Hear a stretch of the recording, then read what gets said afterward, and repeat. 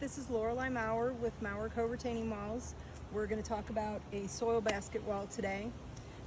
Here in Georgia, it's mid-April 2025, and this soil basket retaining wall was installed in 2022, so 3 years ago, and at the time it was hydro-seeded with a perennial wildflower mix. If you could take a look down at the wall here, you can see that some of it's coming back. It's still early in the year yet, but unfortunately last summer we had about 5 weeks of intense heat and drought, and no one lived at this house at that time, and the wall didn't get watered, and it's taken its toll.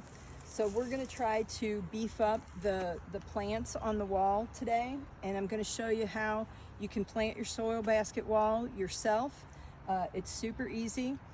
We're always going to recommend native plants.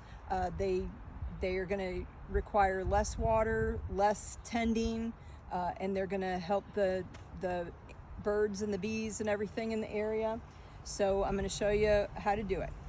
I'm going to have a trowel and a utility knife. I'm going to go over, you always want to plant on the shelf, not on the face. Okay, this is from the hydro seed that was once put on here. We could re-hydro seed this wall if we wanted to, but we're gonna bare root some plants. So I'm gonna go to the shelf here, and I'm gonna just scrape the debris away. Make a nice little spot. I'm gonna leave these little plants in here. This root, I'm gonna leave that root in, because it was sprayed with perennial wildflowers, and you never know, that might come back later in the year or in the fall even.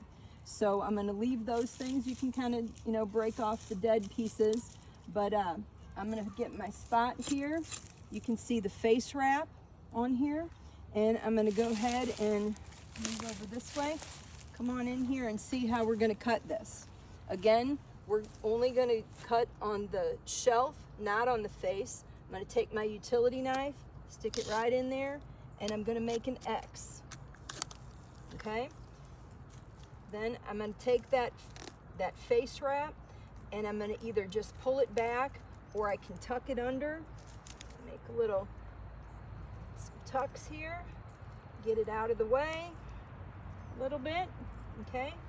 And then most of the time these walls are built with structural dirt that, is good for the structure of the wall. The structure's never going to go anywhere, but, we want to try to give the plants the best chance.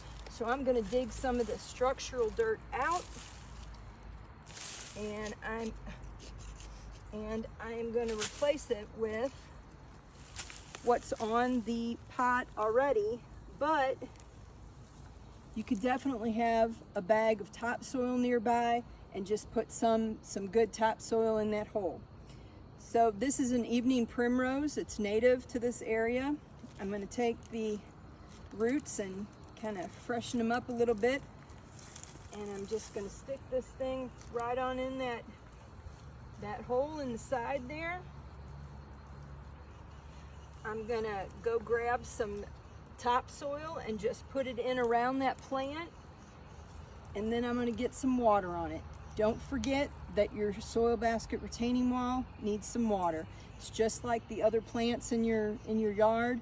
When there's a drought, when it's dry, maybe when it's not dry, but once a week or so, you want to get some water on those plants.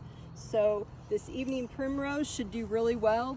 You want to make sure that you're considering whether you're in full sun, full shade, or a mix of both, and make sure you read the plant directions of what that plant likes and maybe doesn't like. So we're going to try to get this soil basket wall back in a little better shape.